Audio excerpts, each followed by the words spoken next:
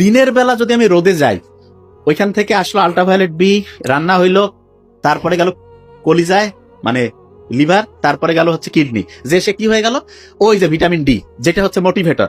আচ্ছা, vitamin D কে motivate করতে পারে, উৎসাহিত করতে পারে কি নাম? পানি। সত্যি করে বলবেন, একদম একটা হিসাব শিখাই দেই, নোট করে রাখেন। 35 কেজি ওজনের জন্য 1 লিটার পানি লাগবে। মানে এটা কি?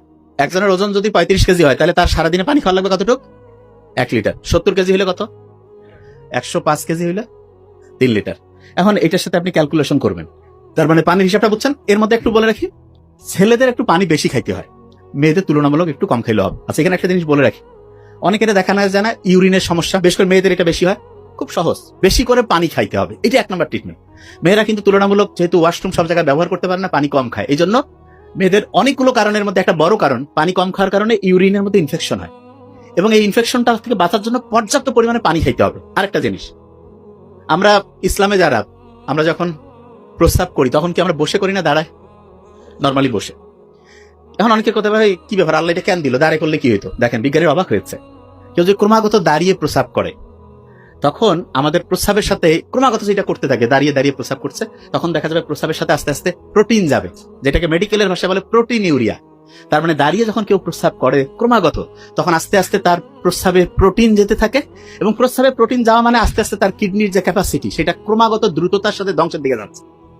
কিডনি রোগী ভয়ঙ্কর খারাপ, আল্লাহ হেফাজত করুক। ক্যান্সারে মরলে তো একটা একরকম, কিডনি ডায়ালাইসিস, আল্লাহ হেফাজত করুক। কিডনির রোগ থেকে বাঁচার জন্য অনেক তো সিস্টেম আছে, তার মধ্যে একটা গুরুত্বপূর্ণ যে জিনিস, সেটা হলো আপনি দাঁড়িয়ে প্রস্রাব করবেন না। আল্লাহর নিয়ম তো মানলে দেখেন কত লাভ। আপনার হচ্ছে প্রোটিন যাওয়ার যে প্রক্রিয়া, সেটা আল্লাহর রহমতে ওইটা থেকে মুক্ত থাকবেন, কিডনির কর্মক্ষমতা ঠিক থাকবে।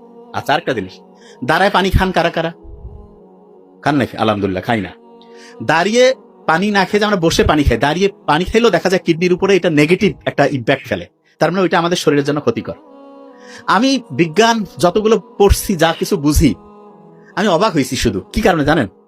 আল্লাহ আমাদের জন্য যেটা ভালো, সেটা আমাদের শরীরের জন্য ভালো দেখে সেইটাকে আল্লাহ করতে উৎসাহিত করছে, আর যেটা আমাদের শরীরের জন্য খারাপ, সেটাকে করতে আল্লাহ নিষেধ করছে। অনেকে বলে ভাই এটা কিরকম, এক্সাম্পল দিই।